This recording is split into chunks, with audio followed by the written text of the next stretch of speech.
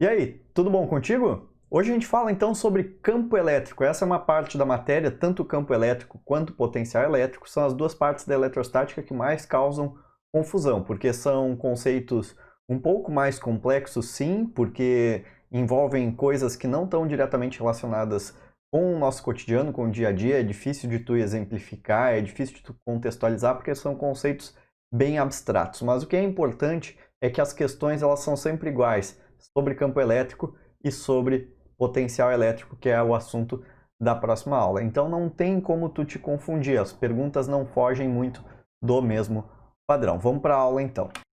Então vamos começar lendo ali o conceito de campo elétrico, e daí eu vou te explicar um pouquinho mais sobre ele. O campo elétrico, então, lê ele comigo, indica a quantidade de força por unidade de carga num determinado ponto do espaço. O que acontece, gente? O que acontece é o seguinte, o que é o campo? O que é o campo gravitacional? O que é o campo elétrico? O campo gravitacional é uma região do espaço onde tu tem a possibilidade da existência de uma força gravitacional. O campo elétrico é uma região do espaço onde tu vai poder ter influência da força elétrica, certo? Muito bem.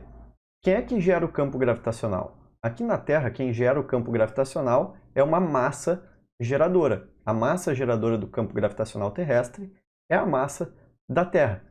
E não importa qual objeto tu coloque na presença do campo gravitacional da Terra, o campo gravitacional terrestre não muda, porque o campo é uma característica da massa que está gerando, não da interação dos corpos.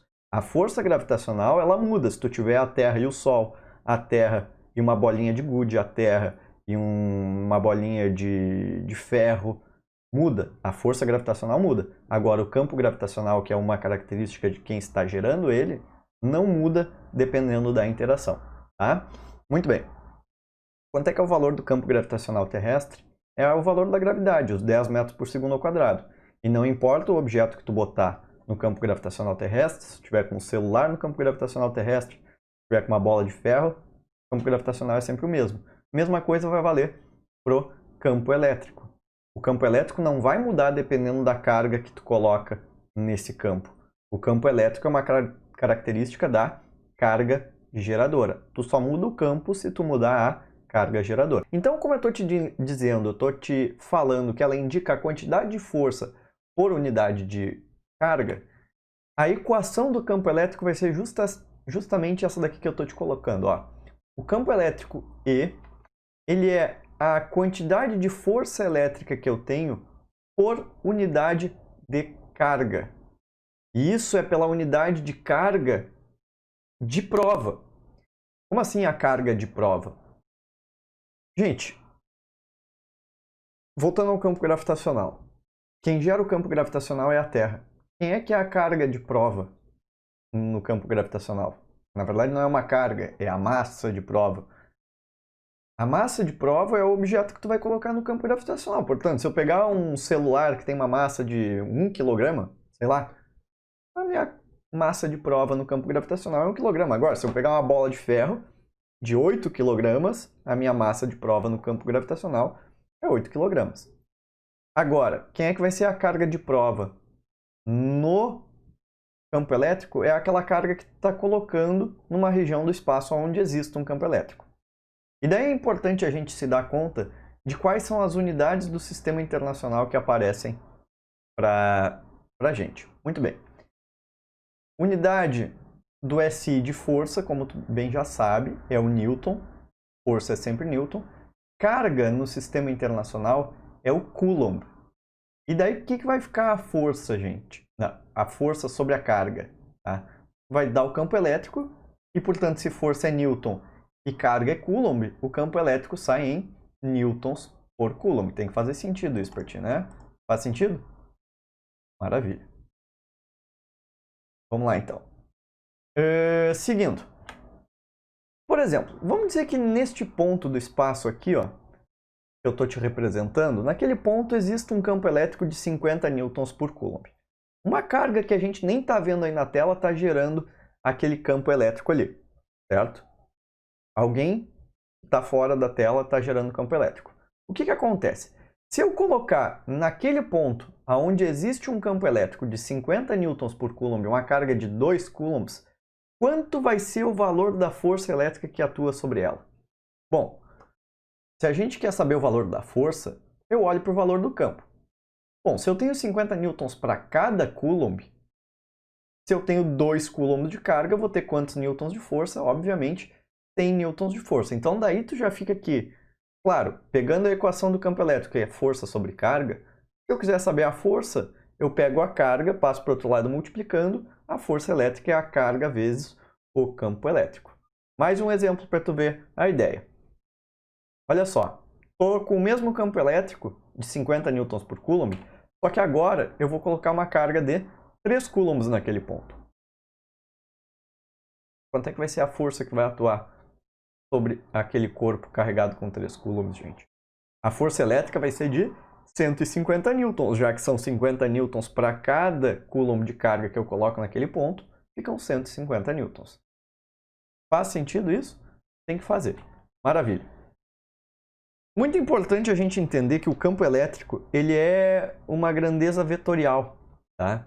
E por ser uma grandeza vetorial, ele tem uma orientação. E a gente convenciona, tá? É uma convenção, poderia ser ao contrário, mas a gente convenciona que o campo elétrico ele aponta sempre para fora da carga positiva. Então, se eu tenho uma carga aqui, Qzão, positiva, dá uma olhada ali na figura da esquerda. Ó. Tem uma carga Q maiúsculo, gerando um campo elétrico, o campo elétrico vai apontar sempre para fora dessa carga, ele diverge dessa carga. Tá? É sempre na linha que une o ponto à carga e sempre para fora. Agora, se a carga geradora for uma carga negativa, o campo elétrico vai apontar convergindo, vai apontar para dentro da carga negativa. Sempre na linha que une o ponto à carga e apontando para dentro.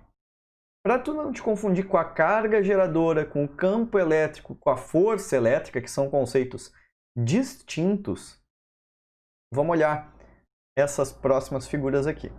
Para onde aponta então a força elétrica? Olha que eu tenho uma carga Qzão ali, que parece uma pedra ali, tá vendo ela ali? Ela está gerando um campo elétrico no espaço, certo? Naquele ponto P ali. E nesse ponto P, o campo elétrico aponta para fora da carga que parece uma pedra, para fora daquela carga mais Qzão. E se eu colocar uma carga Qzinho, essa carga Qzinho, gente, cuidado, é a carga de prova. É a carga que vai estar sob influência do campo elétrico gerado pela carga Qzão. Essa carga Qzinho ela vai sofrer uma força elétrica. E daí, a força elétrica sobre as cargas positivas aponta sempre na mesma direção e sentido do campo elétrico. Vou repetir. A força elétrica sobre cargas positivas aponta sempre na mesma direção e sentido do campo elétrico. Bom, e se eu tiver uma negativa? Olha ali, ó, botei a carga negativa. A geradora continua sendo positiva, mas agora a carga de prova, a carga que está sob influência do campo elétrico, ela vai sofrer uma força contrária ao campo. A carga negativa ela sofre sempre uma força orientada na mesma direção, mas em sentido oposto ao campo gerado. Certo? Que é o que está representando ali na figura, o que está sendo representado ali na figura, certo? Muito bem, e se a carga geradora Qzão é uma carga negativa, a carga que gera o campo é negativa. Bom, como eu te falei antes, o campo elétrico aponta sempre para dentro da carga geradora negativa. E se eu botei uma carga de prova Qzinho positiva naquele ponto ali, para onde aponta a força elétrica? Sobre a carga positiva, a força elétrica aponta sempre na mesma direção e sentido do campo. Agora, se eu pegasse essa mesma carga geradora negativa e só trocasse a carga de prova por uma carga negativa, o que aconteceria? O campo elétrico aponta sempre para dentro da carga geradora e a força elétrica aponta sempre em sentido contrário ao do campo elétrico. Se tu achar mais fácil de analisar separadamente campo elétrico e força elétrica, é só pensar o seguinte: campo elétrico para fora da carga geradora positiva, para dentro da carga geradora negativa. E força elétrica é aquela questão que a gente já trabalhou na aula passada. 2 positivos se repelem, 2 negativos se repelem, e um positivo e um negativo e atraem. Tá? Tu pode analisar assim, separadamente, sem problema nenhum. Continua valendo aquilo que a gente aprendeu na aula anterior. Certo? Entendido isso? Então, e o campo elétrico gerado por uma carga pontual? O que é uma carga pontual? Quando a carga geradora ela é pontual, a gente diz que ela tem um tamanho que é desprezível no problema. E na física do ensino médio, a gente costuma trabalhar só com cargas geradoras pontuais, ou 99% dos exemplos dos exercícios são com cargas pontuais. Para tu saber qual que é o valor do campo elétrico gerado por essa carga Qzão a uma distância d aqui, para tu saber o valor desse campo, é muito simples. Tu pega a constante, aquela que a gente já está acostumada, multiplica pelo valor da carga geradora e divide pela distância elevada ao quadrado. Tá? Onde cai essa constante, que vale 9 vezes 10 na 9, né? Newton metro quadrado por Coulomb quadrado. Certo? Só para ficarem aqui anotadas as unidades. Qual é a unidade de carga mesmo? Coulomb, unidade de distância, metro. Isso aqui é Newton metro quadrado por Coulomb ao quadrado. Quando tu fizer as simplificações, o campo elétrico tem que sair em qual unidade? Em unidade de campo, né? Elétrico. Newton por Coulomb. Certo? Então essa é a equação que tu usa para calcular o campo elétrico de uma carga pontual. E o campo elétrico resultante, gente? O campo elétrico resultante é o seguinte: quando tu tem mais de uma carga geradora, cada uma das cargas vai gerar um campo elétrico. O campo elétrico que uma cria não influencia no campo elétrico que a outra cria. Agora, numa dada região do espaço, num determinado ponto do espaço, tu vai ter um campo elétrico resultante que vai ser dado pela influência desses dois campos. Por exemplo, a carga A está gerando um campo elétrico EA aqui, ó, apontando para fora dela. A carga B está gerando um campo elétrico EB para fora dela também. Tá? E daí, para tu saber o campo elétrico resultante, tu tem que usar aquela regra conhecida do paralelogramo. Se tu não lembra de como é que funciona a regra do paralelogramo, procura aí no YouTube, regra do paralelogramo, para lembrar. Ou procura aqui mesmo no canal que deve ter alguma aula sobre isso, certo? Muito bem. E daí o campo elétrico resultante é só usar ali a soma vetorial, coisa que tu já tem que estar acostumado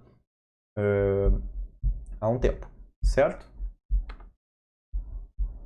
Nessa parte de campo elétrico também é importante a gente entender as linhas de campo elétrico. As linhas de campo elétrico são linhas, tá, que tu consegue obtê-las experimentalmente ou teoricamente. E essas linhas de campo elétrico,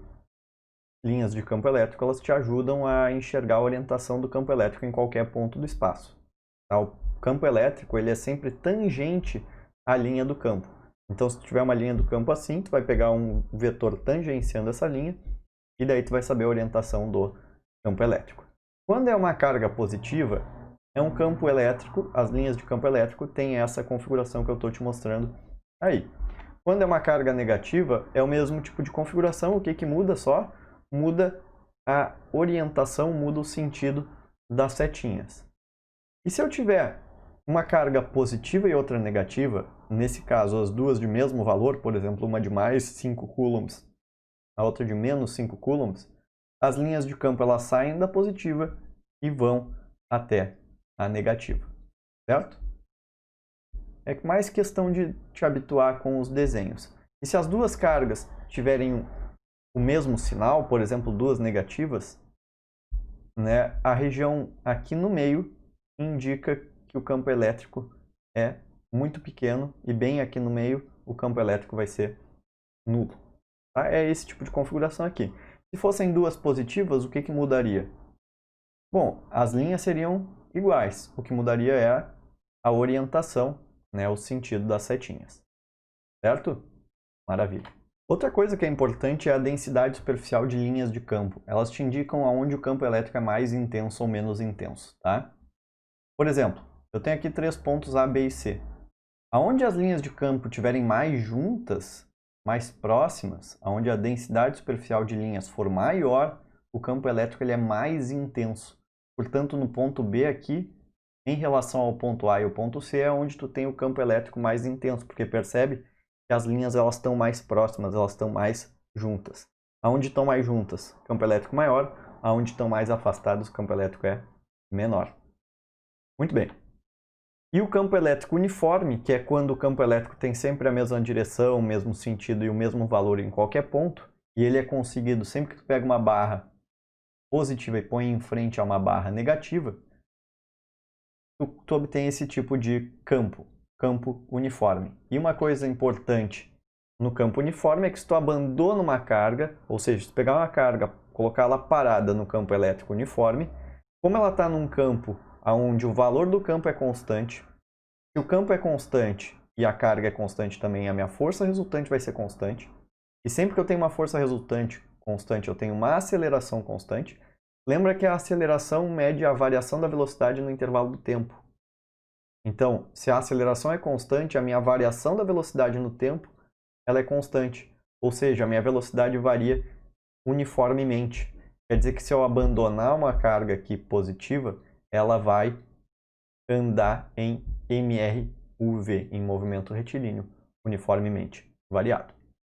E para fechar a aula, é importante a gente entender o conceito da gaiola de Faraday, que nada mais é do que uma gaiola de metal, que ela explica, por exemplo, por que aquela pessoa ali ela não está tomando choque. Tá? Tu está vendo o raio saindo ali, mas a pessoa não está tomando choque. Gaiola de Faraday explica também, por exemplo, nessa foto aí, como é que as pessoas nesse avião ficaram tranquilas, não posso dizer tranquilas, né, porque ao ver um raio cair no avião, seja olhando pela janelinha, né, deve dar um pavor grande, mas nada aconteceu com elas. Por quê? Porque tanto nesse caso do avião, quanto nesse caso aqui, as cargas elétricas elas vão se distribuir, vão se colocar sempre na superfície externa do objeto metálico, para que elas consigam ficar sempre a maior distância possível uma da outra, elas vão para fora. E daí quem está dentro dessa gaiola, quem está dentro do objeto metálico, não toma choque. Certo? Então, a grande questão que tu tem que guardar é que as cargas se distribuem sempre na superfície externa de um metal e que no interior dele o campo elétrico vai ser nulo, vai ser igual a zero. E daí a pessoa vai estar na chamada blindagem eletrostática, não vai sofrer nada. Inclusive, se tu quiser fazer um teste, né, se tu tiver uma caixa completamente metálica, mas tem que garantir que é metal mesmo, tá? Botar teu celular dentro dessa caixa de metal, se for um metal bom, né, não for porcaria, tentar ligar pro teu celular, tu vai ver que ele não funciona dentro dessa caixa de metal, por causa justamente dessa chamada blindagem eletrostática, certo? Então, sobre campo elétrico é isso. É uma série de detalhezinhos, mas não foge disso daí. Espero que tu tenha gostado. Se te ajudou, não esquece de deixar um like. Um grande abraço. Tchau, tchau.